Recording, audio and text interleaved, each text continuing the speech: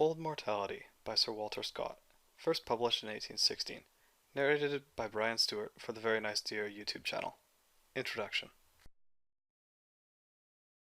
The remarkable person, called by the title of Old Mortality, was well known in Scotland about the end of the last century. His real name was Robert Patterson. He was a native, it is said, of the parish of Closeburn in Dumfriesshire, and probably a mason by profession, at least educated to the use of the chisel. Whether family dissensions, or the deep and enthusiastic feeling of supposed duty, drove him to leave his dwelling and adopt the singular mode of life in which he wandered like a palmer through Scotland, is not known. It could not be poverty, however, which prompted his journeys, for he never accepted anything beyond the hospitality which was willingly rendered him, and when that was not preferred, he always had money enough to provide for his own humble wants. His personal appearance and favourite, or rather sole occupation, are accurately described in the preliminary chapter of the following work. It is about 30 years since, or more, that the author met this singular person in the churchyard of Dunnottar, when spending a day or two with the late learned and excellent clergyman Mr. Walker, the minister of that parish, for the purpose of a close examination of the ruins of the castle of Dunnottar and other subjects of antiquarian research in that neighbourhood.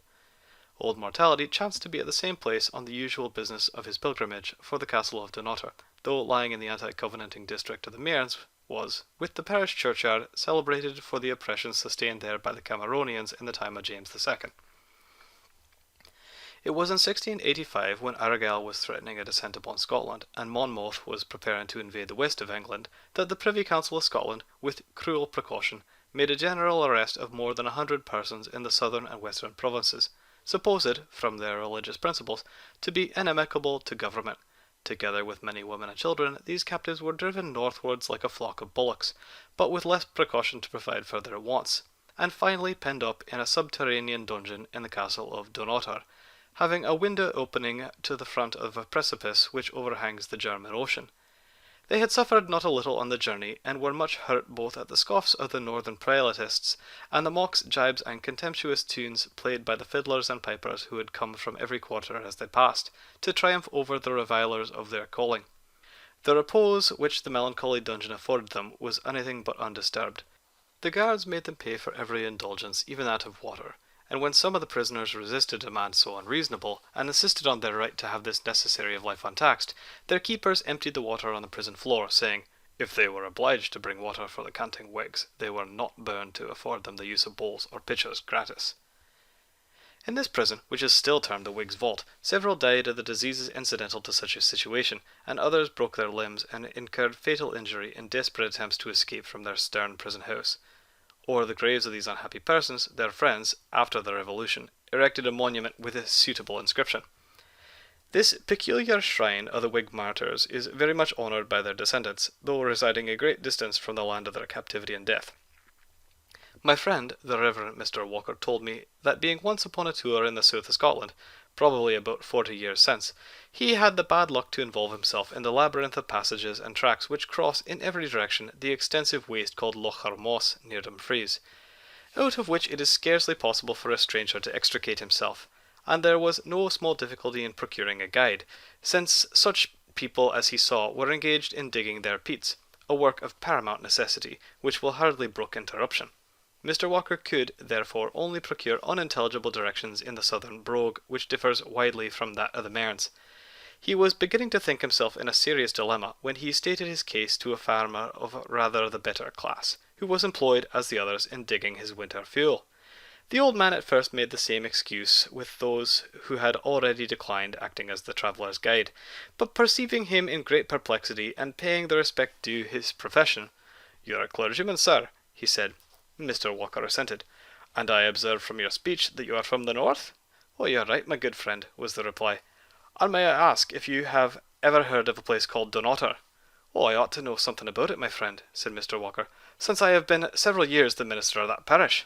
"Oh, I am glad to hear it," said the Dumfriesian, "for one of my near relations lies buried there, and there is, I believe, a monument o'er his grave. I would give half of what I am ought to know if it's still in existence." "He was one of those who perished in the Whigs' Vault at the castle," said the minister, "for there are a few Southlanders besides lying in our churchyard, and none, I think, having monuments." Even sae," said the old Cameronian, for such was the farmer.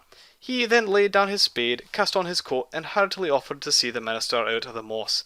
If he should lose the rest of the day's darg, Mr. Walker was able to requite him amply, in his opinion, by reciting the epitaph, which he remembered by heart. The old man was enchanted with finding the memory of his grandfather or great-grandfather faithfully recorded amongst the names of brother sufferers, and rejecting all other offers of recompense, only requested, after he had guided Mr. Walker to a safe and dry road, that he would let him have a written copy of the inscription. It was whilst I was listening to this story and looking at the monument referred to that I saw old Mortality engaged in his daily task of cleaning and repairing the ornaments and epitaphs upon the tomb. His appearance and equipment were exactly as described in the novel. I was very desirous to see something of a person so singular, and expected to have done so as he took up his quarters with the hospitable and liberal-spirited minister.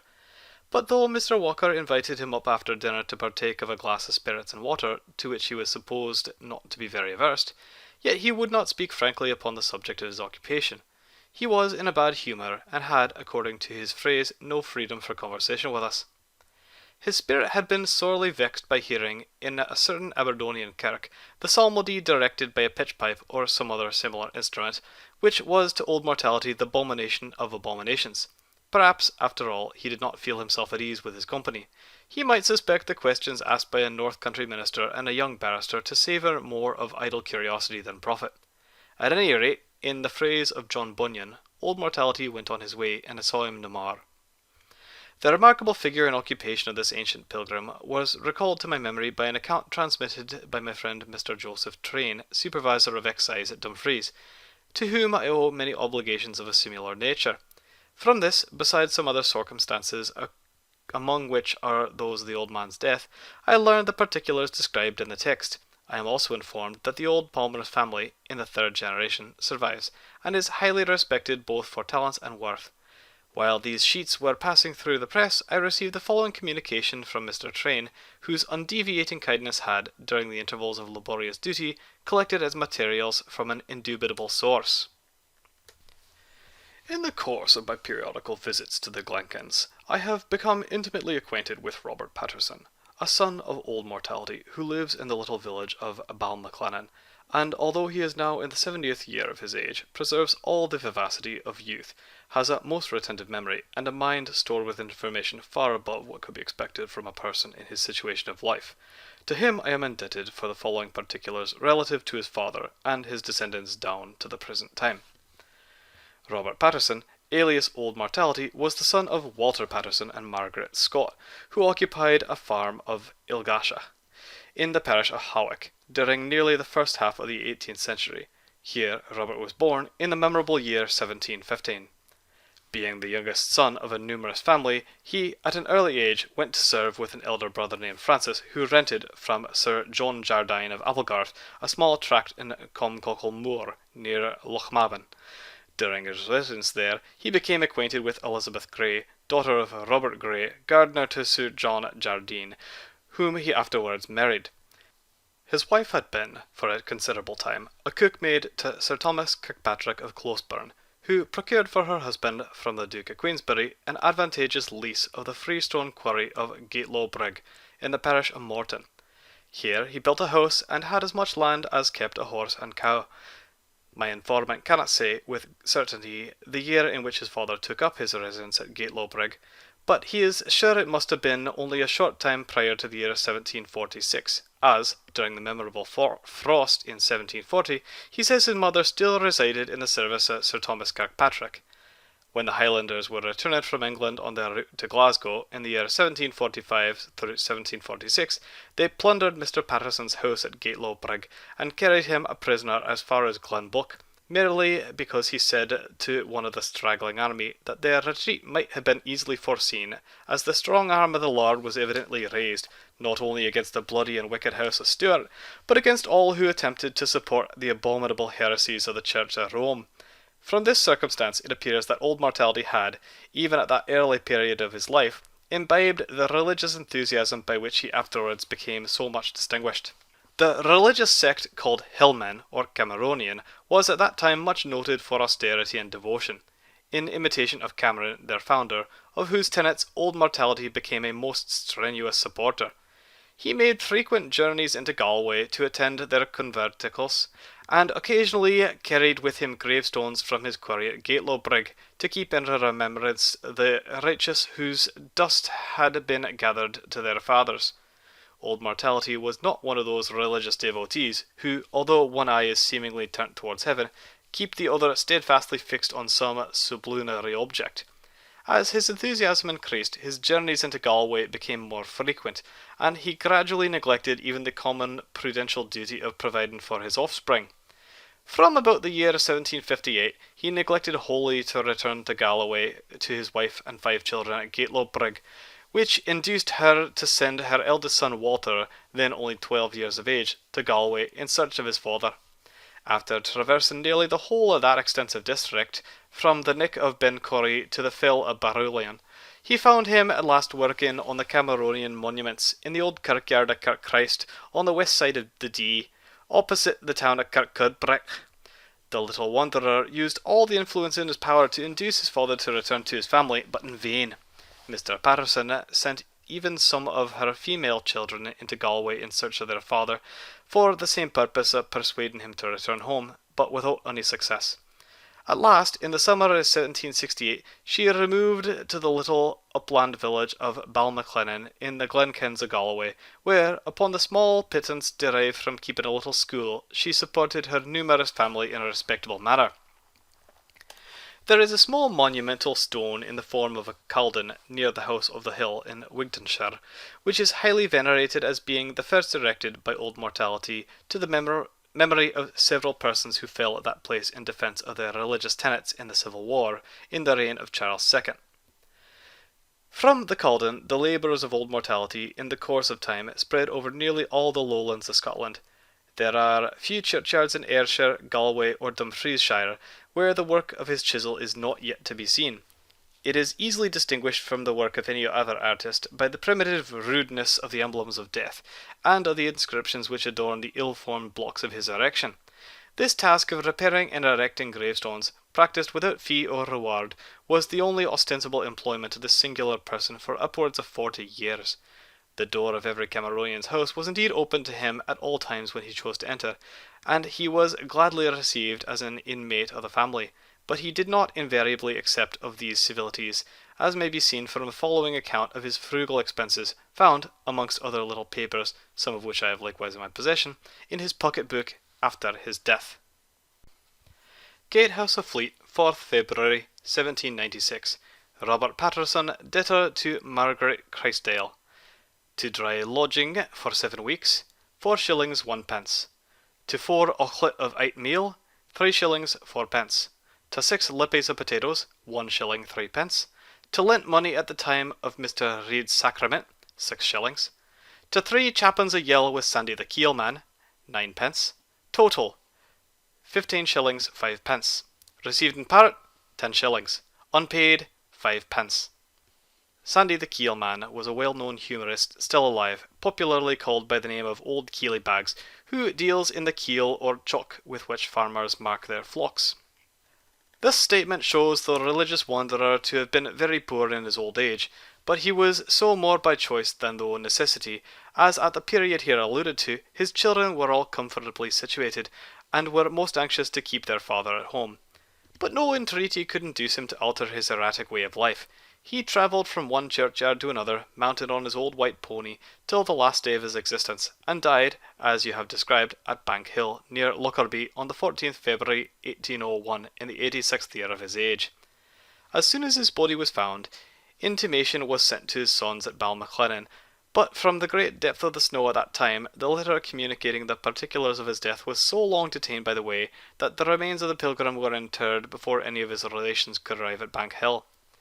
The following is an exact copy of the account of his funeral expenses, the original of which I have in my possession. Memorandum of the funeral charges of Robert Patterson, who died at Bank Hill on the 14th day of February 1801. To a coffin, 12 shillings. To munting for due, 2 shillings 8 pence. To a shirt for him, 5 shillings 6 pence. To a pair of cotton stockings, 2 shillings. To bread at the funeral, 2 shillings 6 pence. To cheese at ditto, 3 shillings. To 1 pint rum, 4 shillings 6 pence. To 1 pint whisky, 4 shillings. To a man going to Annan, 2 shillings. To the gravedigger, 1 shilling. To linen for a sheet to him, 2 shillings 8 pence, totalling £2, 1 shilling 10 pence. Taken off him when dead, £1, 7 shillings 6 pence. Remaining 14 shillings 4 pence. The above account is authenticated by the son of the deceased. My friend was prevented by indisposition from even going to Bank Hill to attend the funeral of his father, which I regret very much, as he is not aware in what churchyard he was interred.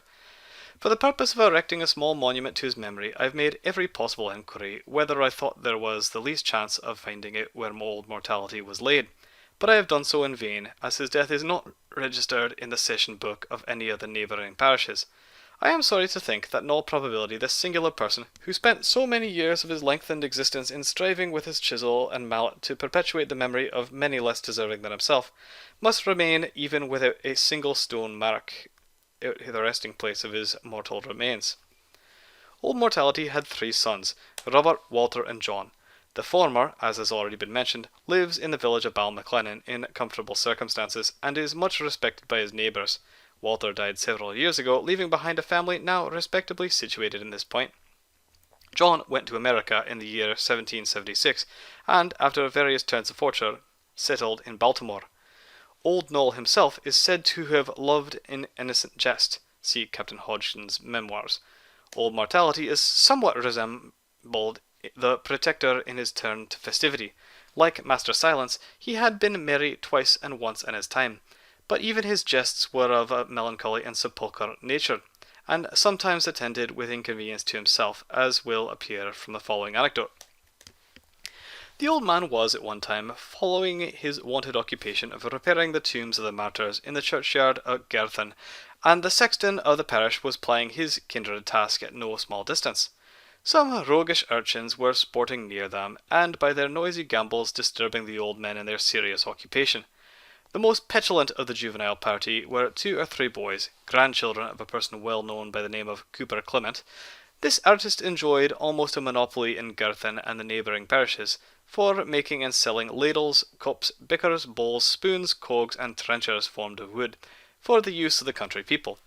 It must be noticed that notwithstanding the excellence of the Cooper's vessels, they were apt, when new, to impart a reddish tinge to whatever liquor was put into them, a circumstance not uncommon in like cases. The grandchildren of this dealer in wooden work took it into their head to ask the sexton what use he could possibly make of the numerous fragments of old coffins which were thrown up in opening new graves. "Do you not know," said old Mortality, "that he sells them to your grandfather, who makes them into spoons, trenchers, bickers, boys, and so forth?" At this assertion, the youthful group broke up in great confusion and disgust on reflecting how many meals they'd eaten out of dishes which, by old Mortality's account, were only fit to be used at a banquet of witches or of the ghouls. They carried the tidings home, when many a dinner was spoiled by the loathing which the intelligence imparted, for the account of the materials was supposed to explain the reddish tinge which, even in the days of the Cooper's fame, had seemed somewhat suspicious. The ware at Cooper Clement was rejected in horror, much to the benefit of his rivals the muggers, who dealt in earthenware.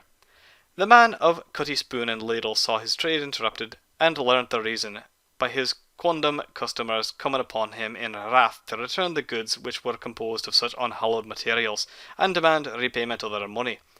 In this disagreeable predicament, the forlorn artist cited old Mortality into a court of justice, where he proved that the wood he used in his trade was that of the staves of old wine pipes bought from smugglers, with whom the country then abounded, a circumstance which fully accounted for their imparting a colour to their contents. Old Mortality himself made the fullest declaration that he had no other purpose in making the assertion than to check the petulance of the children, but it is easier to take away a good name than to restore it. Cooper Clement's business continued to languish, and he died in a state of poverty.